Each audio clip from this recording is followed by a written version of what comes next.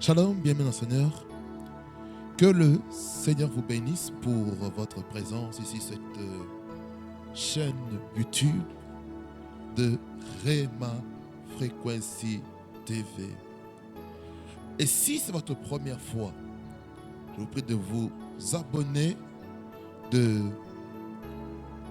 d'activer la cloche de notification et de liker, de commenter et de partager la vidéo à toute personne qui désire écouter cet évangile qui va amener la vie dans la vie de chacun et de chacune. Nous allons prier le Seigneur pour sa parole afin que Dieu puisse nous faire beaucoup de bien, parce que Dieu a des choses à nous dire. Car l'homme ne vivra pas de pain seulement, mais de toute parole qui sort de la bouche de Dieu. Raison pour laquelle nous avons besoin que le Saint-Esprit nous parle et nous oriente en tout temps, en toutes circonstances, parce qu'il y a des choses puissantes que Dieu veut faire dans nos vies. Et je crois que le Roi de gloire va visiter chacun et chacune d'une manière particulière. Nous prions le Seigneur. Seigneur Jésus-Christ, merci pour ta grâce, ta souveraineté, ta majesté.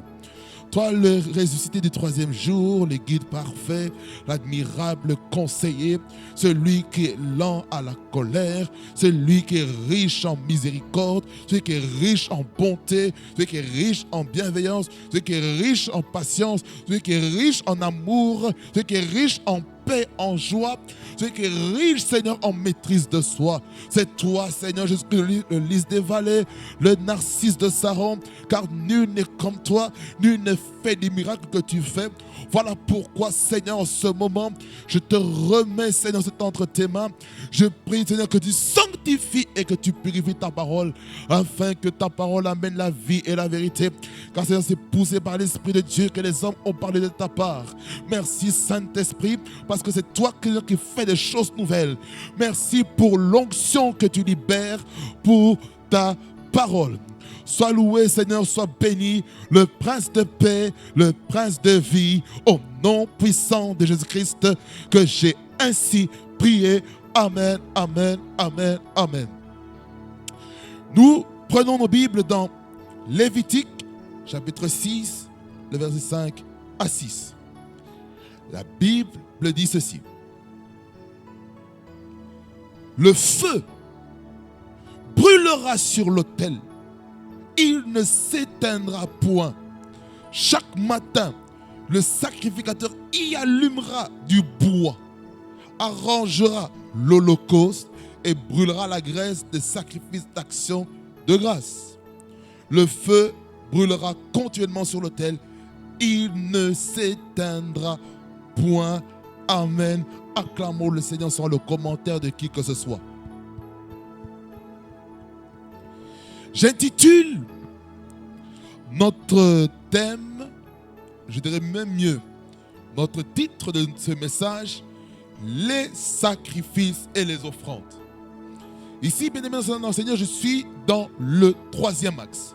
Le troisième axe qui nous parle un petit peu de la vision de l'année 2026 qui est l'année de l'Alliance, dans laquelle nous avons pu voir depuis jusqu'à maintenant deux points, je dirais même mieux, deux axes importants.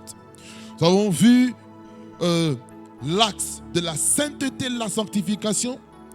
Nous avons vu sa sœur jumelle dans le deuxième point qui s'intitule la consécration.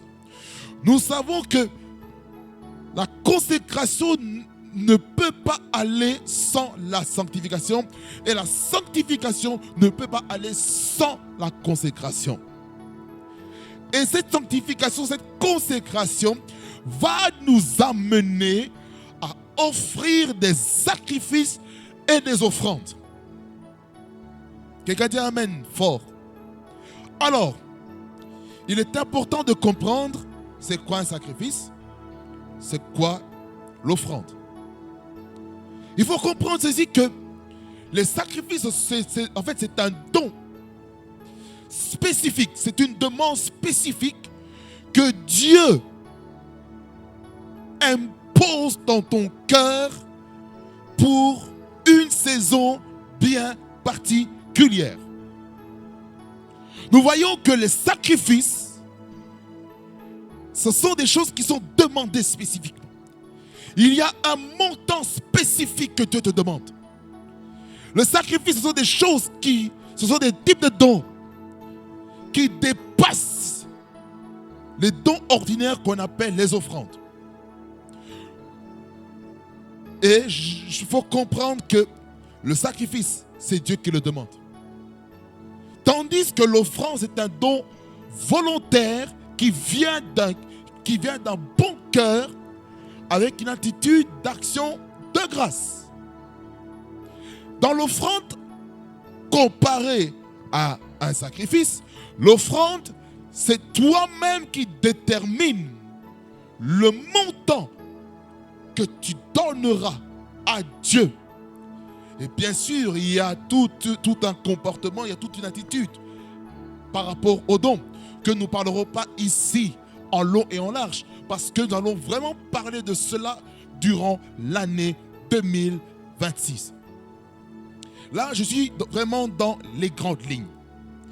Il faut comprendre que le sacrifice se fait avec la personne que Dieu fait une alliance.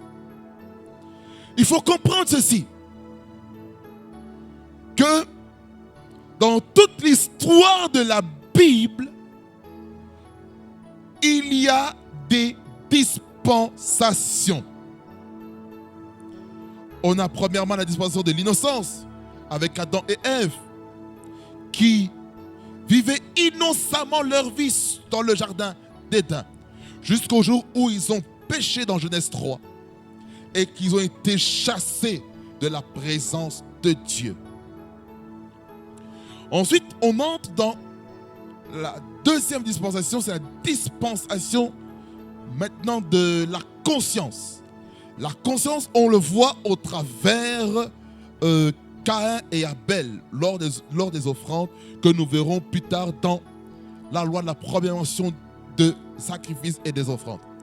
Ensuite, on passe troisièmement par la troisième dispensation qui parle du gouvernement humain. Le gouvernement humain, nous connaissons très bien l'histoire avec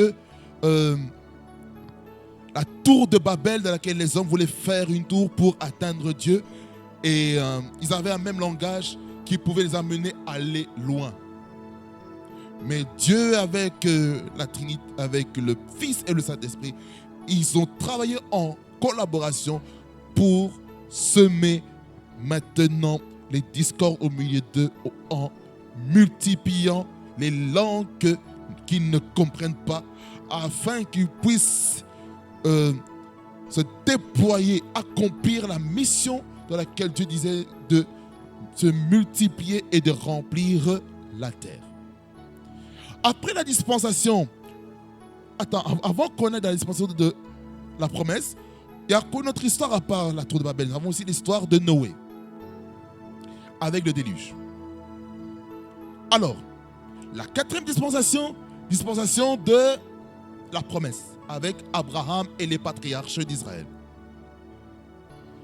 Jusqu'à ce qu'on atteigne la cinquième dispensation qui est la dispensation de la loi et les prophètes au travers Moïse et les prophètes, que ce soit prophète majeur, prophète mineur, prophète écrivain, prophète pré-exilique, exilique et post-exilique. Peu importe la période dans laquelle les prophètes se sont manifestés. Et là, dans la dispensation de la loi et les prophètes, Dieu fonctionnait comme ceci. Si vous faites ce que je vous dis, selon la loi, je vais vous bénir. Mais si vous désobéissez, il y a une malédiction. Donc, il y avait le choix, Dieu donnait le choix dans cette dispensation-là. Soit on choisit la vie, soit on choisit la mort. Ou soit on choisit la bénédiction, ou on choisit la malédiction. Parce que là, vous me comprenez. Cette période-là a commencé depuis Exode chapitre 19 jusqu'à ce que nous arrivons dans Actes chapitre 1er. Ensuite, il y a la 6e dispensation de laquelle nous sommes, c'est la dispensation de l'Église, la dispensation de la grâce, la dispensation du Saint-Esprit, qui a commencé le jour de la Pentecôte à partir de Actes des Apôtres chapitre 2. Ensuite, cette dispensation de l'Église, cette dispensation de la grâce ou la dispensation du Saint-Esprit va se clôturer le jour du second retour de Jésus, afin qu'une dernière dispensation puisse se manifester au travers de la dispensation du royaume, dans laquelle Jésus-Christ va revenir en tant que roi. Parce que sa première venue sur la terre, en naissant de Marie, Jésus-Christ est venu comme un sauveur. Mais là maintenant, Jésus-Christ va venir comme un roi et comme un Seigneur. Qui dit Seigneur, qui dit qu'il a l'autorité, qu'il a le plein pouvoir. Alors, ceci n'était pas le sujet de parler des dispensations, mais il y a tout un lien. Pourquoi? Parce que dans la loi de la première mention, nous voyons que l'offrande, les sacrifices et les offrandes ont commencé le jour où Adam a pu avoir des rapports avec Ève en engendrant Caïn et Abel. Certains, selon les commentateurs, on estime que Caïn et Abel étaient des jumeaux. Pour d'autres, ils estiment que Caïn est l'aîné et que Abel est le cadet. Mais selon les livres perdus de la Bible, on nous dit que Caïn est né avec sa sœur jumelle Louloua. Et que Abel aussi est né avec une sœur jumelle. Mais je ne vais pas aller dans les livres apocryphes pour éviter de vous perturber. Alors, on voit dans Genèse 4, verset 3 à 7, ce qui s'est passé. Mais pour mieux comprendre, nous allons lire verset 1er jusqu'au verset 7. Il a dit ce qu'il est écrit. Adam connut Ève, sa femme. Elle conçut et enfanta Caïn. Et elle dit, j'ai acquis un homme de par l'Éternel. Elle enfanta encore son frère Abel. Abel fut berger et Caïn fut laboureur. Au verset 2, ici, on voit déjà deux métiers, deux fonctions sur le marché de l'emploi. Caïn est le laboureur. Où ça? Dans l'agriculture. Tout ce qui a à voir avec les fruits, la vigne, tout ce qui a attrait aux fruits de la terre. Abel est berger. En d'autres termes, Abel est pasteur.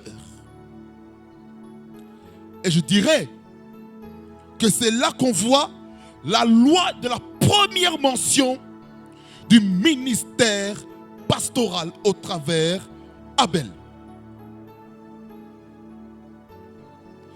Alors, dans le livre de Jachère, on nous explique ceci.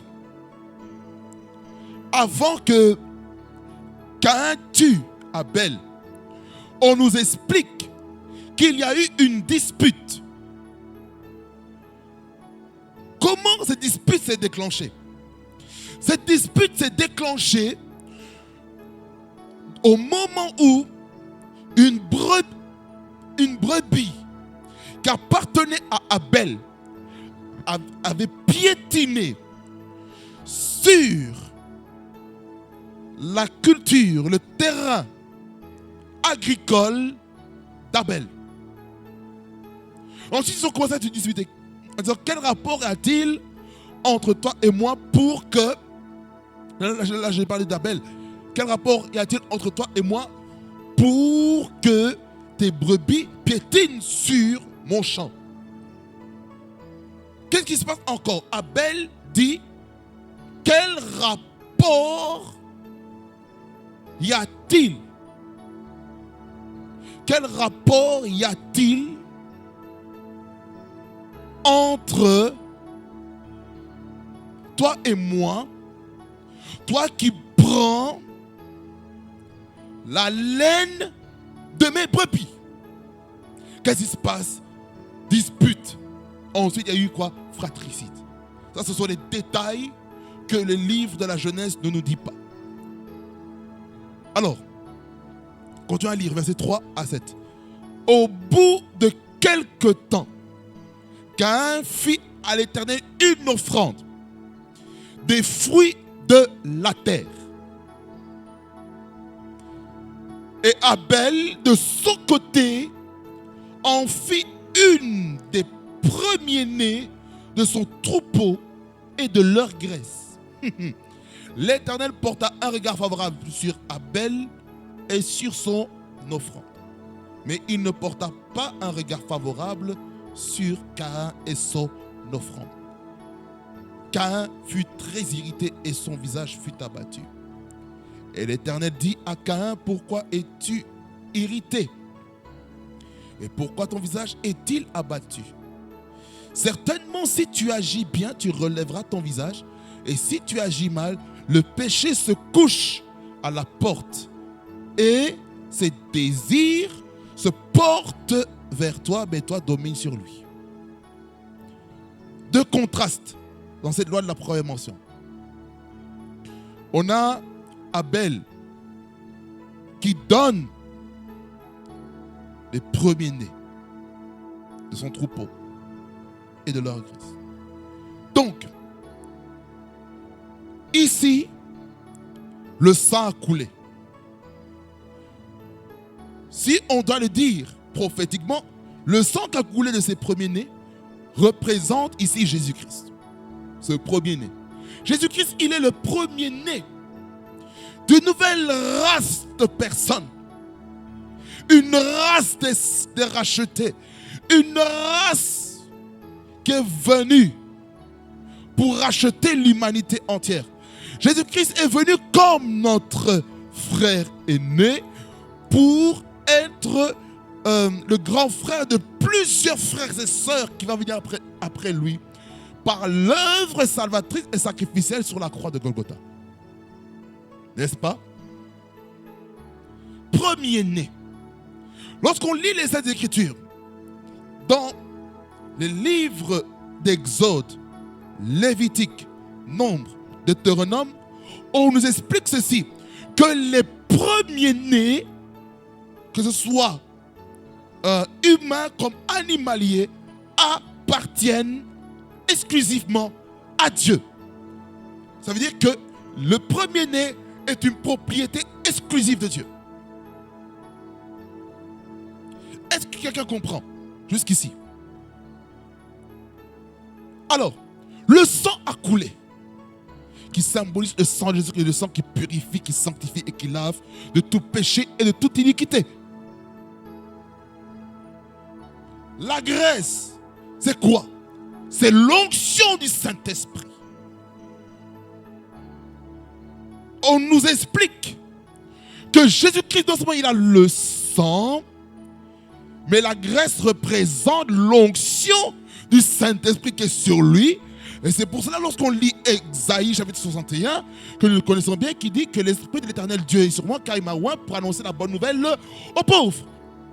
L'Esprit du Seigneur, l'Éternel Dieu est sur moi. Jésus-Christ, il a lu ça lorsqu'il était dans la synagogue. Il a lu ce texte d'Ésaïe 61 en disant que l'Esprit du Seigneur est sur lui. Ça on le dit dans le livre de Luc. On nous parle de cela. Ensuite, après que Jésus-Christ ait lu ce texte, qu'est-ce qu'il dit? Aujourd'hui, cette parole vient de s'accomplir. Du moment qu'il a dit ça, on l'a voulu le tuer. Mort prématurée. Où ça? Nazareth. Nazareth, c'est quoi? C'est le lieu où tu grandis, c'est le lieu où tu es né, c'est le lieu où tu es, où tu as l'origine. Quelqu'un dit un amen ici. L'Éternel porta un regard favorable sur Abel et sur son offrande. Le contraste, c'est quoi? C'est le verset 5 qui dit: mais il ne porta pas un regard favorable sur Caïn et sur son offrande. Qu'est-ce qui a fait? Pourquoi Dieu n'a pas eu un regard favorable sur ça?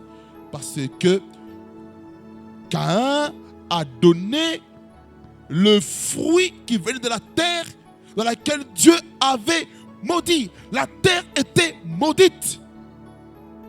Tous ceux qui sortent de la terre étaient maudits. Comment on sait cela? Lorsqu'on va dans Genèse 3, il dit ceci dans Genèse 3, verset 17 jusqu'au verset 19. Et laissez le décrit et puis on va revenir dans le texte de la loi de la première mention. Il dit à l'homme: puisque tu as écouté la voix de ta femme et que tu as mangé de l'arbre au sujet duquel je t'avais donné cet ordre, tu n'en mangeras point, le sol sera maudit à cause de toi. Voilà pourquoi Dieu n'a pas béni. Voilà pourquoi Dieu n'a pas eu un regard favorable sur l'offrande de Caïn. C'est à cause de cette parole qui a été prononcée déjà au verset 17. Nous continuons. C'est à force de peine que tu en tireras ta nourriture tous les jours de ta vie. Il te produira des épines et des ronces. Et tu mangeras de l'herbe des champs. Les épines et les ronces, ça fait quoi? Ça fait mal, ça pique les doigts. Tu vas te blesser. Les épines et les ronces. Les ronces, quand la rose pousse, il y a des épines, il y a aussi des ronces autour. Donc il faut être délicat dans son travail. Ce qui veut dire que lorsqu'on travaille dans n'importe quel secteur, nous devons travailler avec soin. C'est ça le principe qui se cache derrière les épines et les ronces lorsqu'on travaille. Verset 19. C'est à la sueur de ton visage que tu mangeras du pain jusqu'à ce que tu retournes dans la terre d'où tu as été pris, car tu es poussière et tu retourneras dans la poussière. Ici, on parle de quoi? On parle directement de la mention de la mort. Parce que initialement, sans le péché, l'être humain, jusqu'à aujourd'hui, allait vivre des milliers d'années. On aurait vu Adam et Ève à l'âge de 7000, 6000 ou 6500 ans. Vous voyez? Alors, cette malédiction a affecté même l'offrande de Caïn.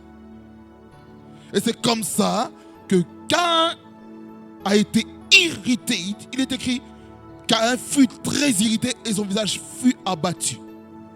Parce que Caïn aussi, il n'a pas consulté Dieu. Il n'a pas demandé: mais Seigneur, pourquoi mon offrande, pourquoi mon sacrifice n'a pas été accepté, n'a pas été agréable devant toi? Il n'a pas demandé. Il est abattu. Il n'a pas voulu savoir les camonini qui se passent ici. Non. Ce qu'il a fait, il s'est abattu.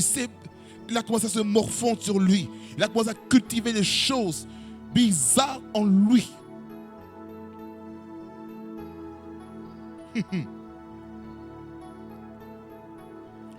Le drame qui s'est passé, c'est le verset 8. Cependant, Caïn adressa la parole à son frère Abel. Mais comme il était dans les champs, Caïn se jeta sur son frère Abel et le tua. Le détail du verset 8, je vous ai expliqué au travers du livre de Jachère, qui est un livre apocryphe ou qu'on appelle aussi un livre deutérocanonique. Alors, deutérocanonique, ça veut dire qu'il fait partie du second canon. Parce que le premier canon, selon les protestants, il y a 66 livres. Et il y a un canon catholique qui a plus de 66 livres. Dont les livres de Tobie, de Judith, des Maccabées, de Sagesse, Siracide, etc., etc. Ceci n'est pas notre sujet. Alors, quand on voit l'histoire de Caïn et de Abel par rapport aux offrandes, on voit aussi qu'il y a une attitude, il y a un cœur à manifester lorsque on donne dans la maison de Dieu. Parce que ce point-ci sur les sacrifices et les offrandes sont en train de parler, sont vraiment en train de parler déjà premièrement financièrement. Parce que ici dans l'époque, l'économie, c'était au travers le bétail, les brebis. C'était ça l'économie. Vous voyez? Alors, pourquoi cette histoire de Caïn et d'Abel? Cette histoire nous fait comprendre aussi l'état du cœur lorsqu'on donne. Ça, on en parlera plus tard. C'est pour dire ceci, que Dieu veut des hommes et des femmes qui vont obéir à la voix du Saint-Esprit par rapport à certaines sommes d'argent à donner pour le royaume de Dieu. Offrir à Dieu par des offrandes avec un bon cœur, avec une bonne prédisposition. Quelqu'un dit un amen fort jusqu'ici. Alors, quand on revient à notre texte de base, dans Lévitique 6, verset 5 à 6. Voyez, on nous dit ceci. Le feu brûlera sur l'autel. Dans l'ancien temps, il fallait bâtir physiquement l'autel. Il fallait mettre physiquement le feu. Et il ne fallait pas que ce feu s'éteigne. À l'heure d'aujourd'hui, ce feu qui brûlera sur l'autel de notre cœur. Parce que nous devons comprendre que nous sommes des autels. Nous sommes des autels ambulants. Ça veut dire que le feu de l'autel doit brûler ici. C'est là. C'est ça quand souvent on prie, certaines personnes sentent de la chaleur comme du feu au niveau de leur poitrine, au niveau de leur estomac. Il y a d'autres qui sentent sur leur tête comme une couronne de feu. Comprenez ceci, que votre autel est en train de brûler. C'est le feu de l'autel qui s'allume, qui brûle et qui ne doit pas s'éteindre. Ce principe ici, on nous parle déjà de la constance dans la vie de prière. Ce texte ici nous fait comprendre que chaque jour, il doit y avoir un sacrifice. Il doit y avoir une offrande sur l'autel. Il doit y avoir une holocauste. L'holocauste, c'est quoi? C'est le fait de demander pardon pour nos péchés, pour nos iniquités. La repentance. Le sang de Jésus-Christ. L'holocauste, c'est le fait de se sacrifier. Voyez? Regardez ce qu'il est écrit encore au verset 5. Il dit, chaque matin, le sacrificateur y allumera du bois. Le bois, c'est le combustible. C'est le combustible, c'est le charbon C'est pour ça qu'il est important de savoir et de comprendre, de se poser la question. Où est le bois que je mets sur mon autel? Le bois ici, c'est quoi? C'est la parole de Dieu. La parole de Dieu va nous aider à avoir un sacrifice efficace. Le bois se collectionne, s'emmagasine par la lecture, l'étude et la méditation de la parole. On ne peut pas être un sacrificateur si on ne met pas du bois. Nous sommes des royaumes et des sacrificateurs dans la dispensation de la grâce. Ça veut dire, on n'a plus besoin d'un intermédiaire pour parler à Dieu. Nous-mêmes, on peut parler à Dieu sans intermédiaire. Quelqu'un dit un amen fort et puissant. Mes frères et mes sœurs, quand on dit le sacrificateur, il allumera du bois. On comprend par là que les jours précédents ou la nuit, il y avait des cendres. Il faut mettre encore le bois. Ce qui veut dire, on peut prier par exemple la nuit. On peut prier la journée. Il se peut que lorsqu'on arrive vers la fin de la journée, le feu de l'autel a légèrement diminué. Qu'est-ce qu'il faut faire? Il faut mettre encore la parole. Il faut mettre le combustible. Il faut mettre encore l'huile. La graisse, c'est l'onction. L'onction du Saint-Esprit. On a besoin de l'onction pour prier. On a besoin de l'onction pour que le sacrifice et l'offrande soient agréés. On a besoin de l'onction. On a besoin de la graisse, des sacrifices de grâce. Ça veut dire par là quoi? Nos temps de prière doivent avoir des temps où on doit remercier Dieu pour ses offres et ses bienfaits.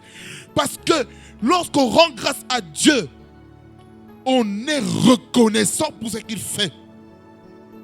Voyez-vous, sacrifice. Sacrifice d'action de grâce.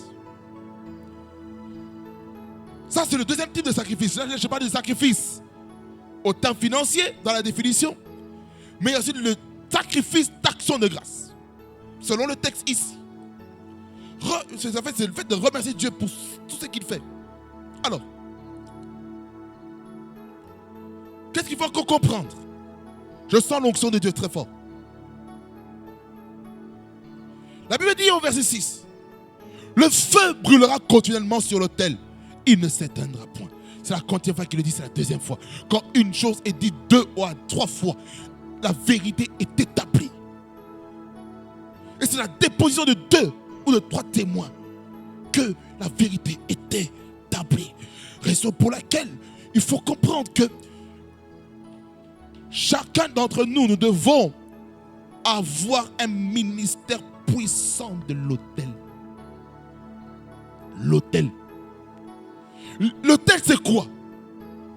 L'autel, c'est un lieu de transaction entre le monde spirituel ou le monde surnaturel et la dimension terrestre, la dimension humaine. C'est la rencontre entre l'humain et le divin.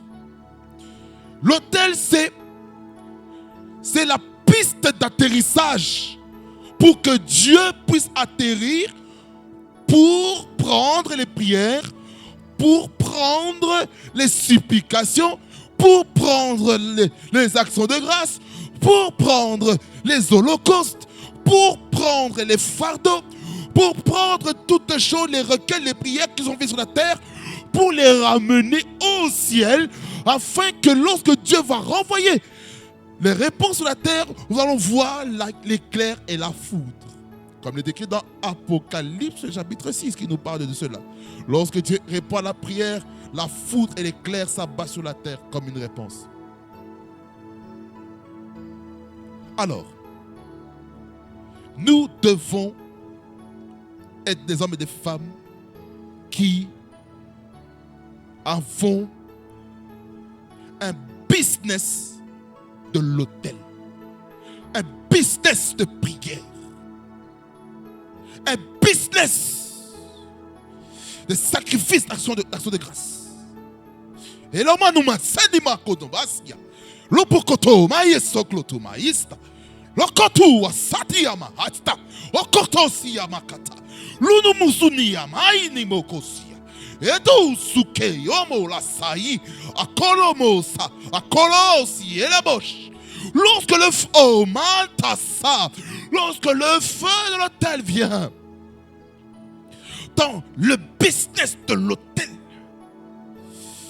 Chanalamosa, nous devons savoir qu'est-ce qu'on a amené dessus.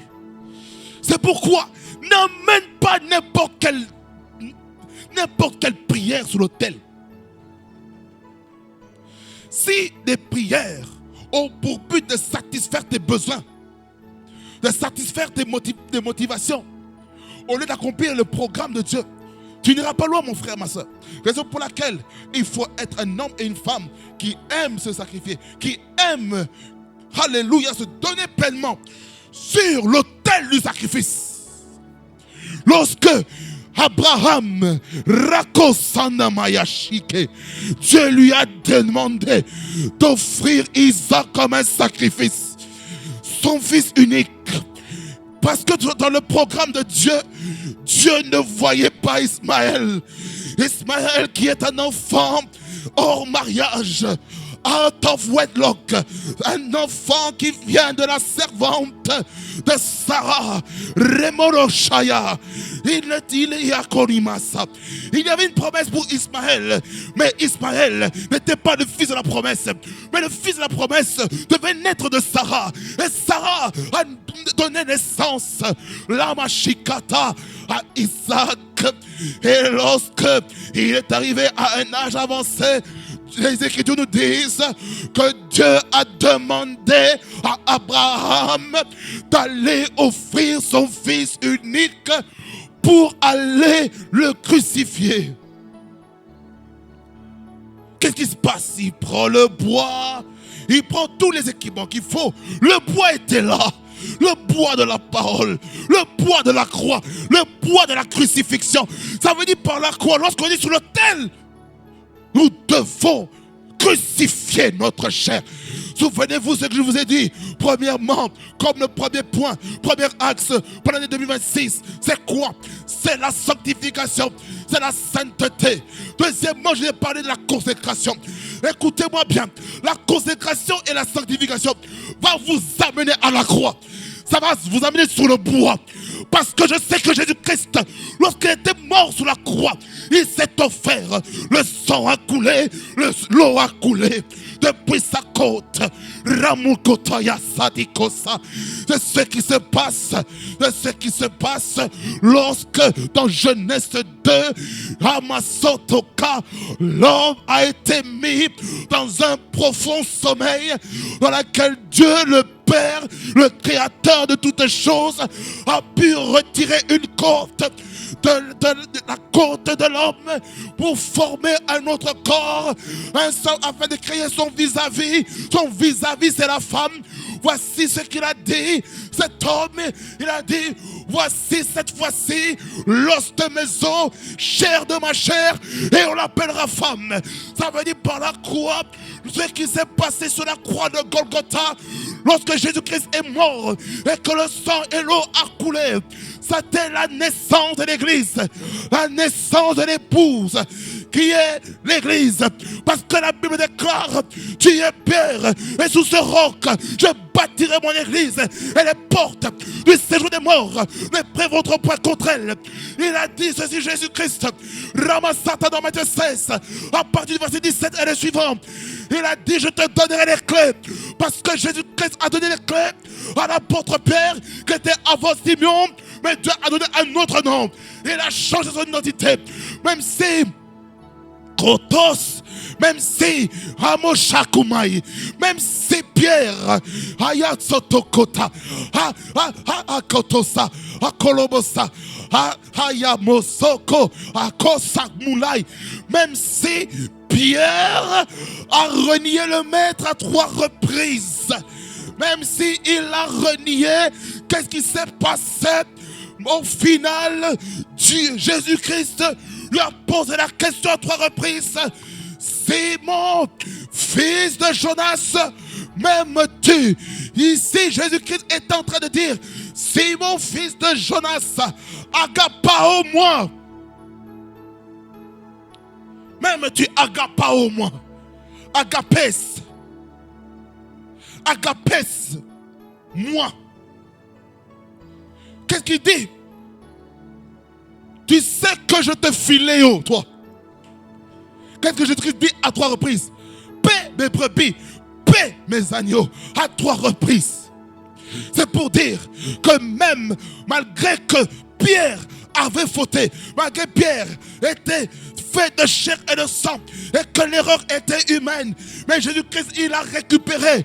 Combien de personnes dans les églises qui ont fait des erreurs? Ils ont fait des erreurs. Mais le problème c'est quoi? On ne les récupère pas. On les matraque. On les crucifie sur la croix. On les laisse tout seuls. On les vilipende comme les Israélites en disant si tu es le fils de Dieu, descends toi-même de la croix.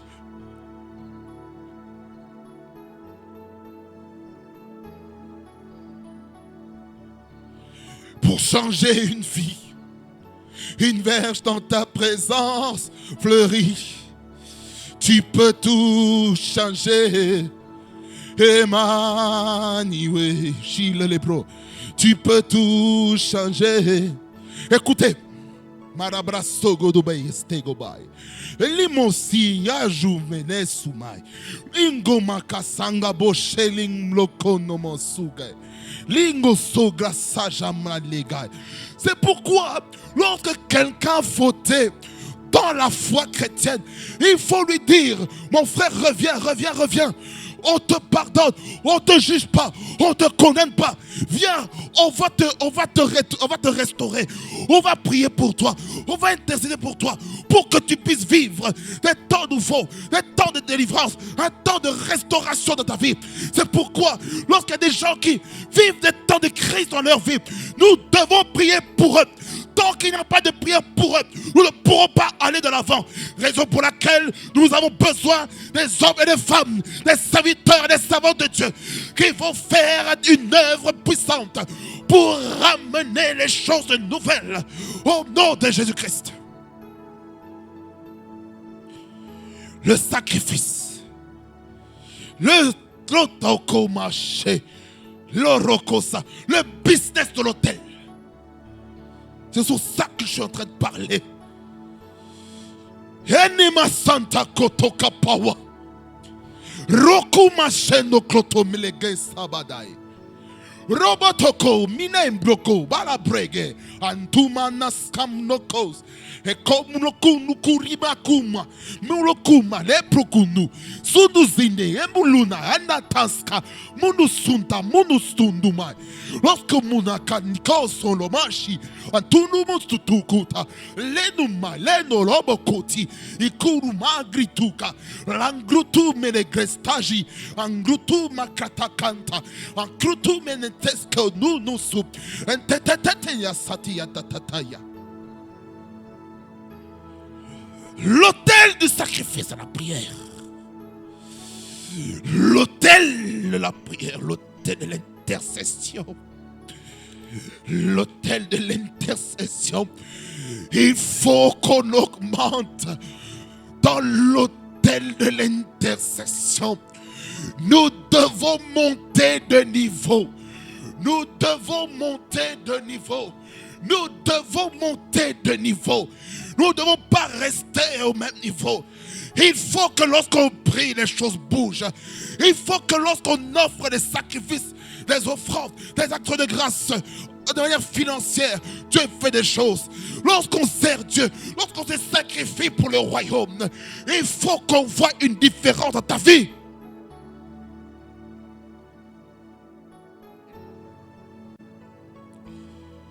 Oroko sana mana brage. Roba baba baba sana baba baba baba. Écoutez, il faut savoir ceci. Dans l'Ancien Testament, dans Lévitique 3:5, les seules personnes qui étaient habilitées à offrir des sacrifices, selon Lévitique 3:5, il dit, les fils d'Aaron brûleront cela sur l'autel par-dessus l'holocauste qui sera sur le bois. Le bois, c'est la croix du calvaire mise au feu. Le feu, c'est quoi ça? C'est pour brûler le sacrifice. C'est un sacrifice consumé par le feu d'une agréable odeur à l'Éternel. Ce qui veut dire ceci, que chaque sacrifice a une odeur. Chaque sacrifice a une odeur. Ça veut dire quelqu'un qui prie et qui ne s'est pas repenti, ça sent mauvais. Quelqu'un qui prie, qui est dans l'hypocrisie, ça sent mauvais. Quelqu'un qui prie, mais qui souhaite le malheur de son prochain, ça sent mauvais. Tu peux prier comme tu veux. Tu peux invoquer le feu. Tu peux invoquer le Saint-Esprit. Mais j'aimerais te dire, mais tant que tu ne pardonnes pas ton frère, tant que ton cœur n'est pas pur, comme nous avons vu dans le premier et le deuxième point, dans la sanctification et la consécration, tant que tu ne fais pas attention à ton cœur, ton autel, ton sacrifice, ton offrande est polluée. Ils sont mauvais. Il y a des offrandes que Dieu n'agrée pas parce que ton cœur est en mauvaise posture. Ton cœur est mal disposé. Tu n'es pas prédisposé à donner. Tu donnes pour faire plaisir aux gens. Mon bien-aimé, mon bien-aimé, arrête de donner à l'église pour plaire à ton pasteur. Arrête de donner les dîmes et les offrandes pour plaire à ton père spirituel ou à ta mère spirituelle. Ne donne pas à l'église pour qu'on puisse voir que tu es un plus grand donateur. Oh, Robosa. Oh, Yababaskanta. Que faire de ça? Que faire? We don't care about that. We don't care. Stop eye service, my friend. Arrêtez de donner à l'église pour qu'on puisse vous voir. Voilà, il a donné les dîmes et les offrandes. Tu voulais te faire voir. Voilà que tu es un donateur. Mais ce n'est pas ça ce que Dieu demande. Dieu ne demande pas ça, mes bien-aimés. Je sens une onction terrible. Dieu ne demande pas ça. Ce que Dieu demande, c'est des hommes et des femmes qui vont donner des sacrifices et des offrandes avec une bonne prédisposition de cœur. Voyez comment le Saint-Esprit est en train de bouger. Ce thème sacrifice et les offrandes, principalement c'était les finances. Mais on se rend compte, au plus on avance, il y a aussi les sacrifices et les offrandes de prière, d'intercession, les sacrifices du service. On va en parler ça au prochain numéro sur le 4e axe, sur le service dans le royaume. Écoutez-moi. Il y a des sacrifices qui sont mauvais, il y a des offrandes qui sont mauvais. C'est pourquoi nous devons faire très attention avec ce qu'on offre à Dieu. Faisons attention avec ce qu'on offre à Dieu. Si on donne à Dieu des bêtes chétives, Dieu ne va pas recevoir. C'est-à-dire que l'offrande, les sacrifices, l'holocauste que tu dois donner, il ne doit pas avoir les défauts dans ce sacrifice. Quelqu'un dit un amen fort et puissant. Que le Seigneur nous aide en ce jour à offrir des sacrifices et des offrandes en ayant un business de l'autel.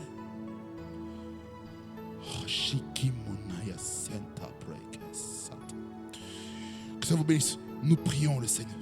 Shine, Bloto, Yaba, Kata, Ropapayas, Entoko, Lotamai, Sone, Manu, Sugra, Sanchta cruz tu meneges. Oblotokoria manama pretekes.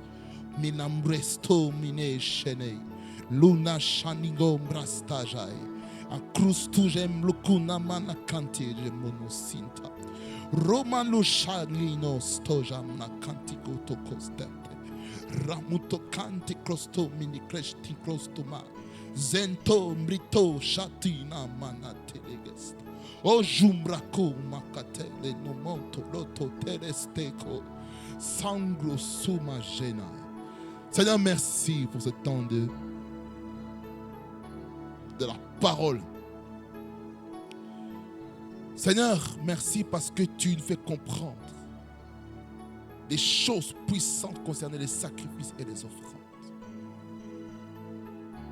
Oh, Lino Rabba Santa Kashanta Kretomanis. Tu peux tout changer, Emmanuel.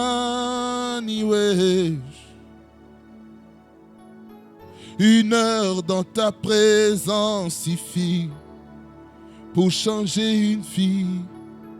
Une verge dans ta présence fleurit. Tu peux transformer Emmanuel. Reba baba baba seta baba. Seigneur, merci pour ce que tu fais, pour ce que tu réalises. Tu es le Dieu des esprits des prophètes, Seigneur.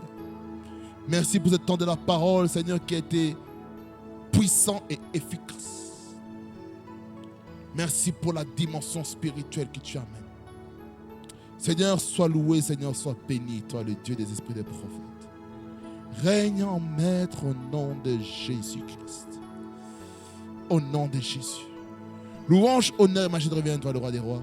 Au nom de Jésus. Amen. Amen. Que Dieu vous bénisse abondamment. Fasse beaucoup de bien. Et restez dans le business de l'autel. Amen. Nous restons ensemble en Jésus-Christ car Dieu est avec nous. Soyez bénis au nom de Jésus-Christ. On va au prochain numéro vous parler sur le service du royaume qui fait partie ici des termes de l'alliance. Soyez bénis au nom de Jésus-Christ.